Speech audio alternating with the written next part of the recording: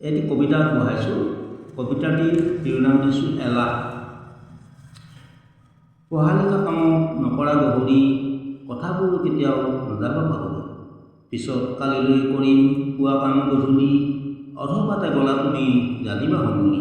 সময়ৰ টিকনি হেনো আগফালে উৰে, পাছফালৰ পৰা জানো ধৰিব পাৰে। কালি পৰহিৰ কাম আজিয়েই কৰা, সময়ৰ মূল্য বুজি জীৱনটো গঢ়া।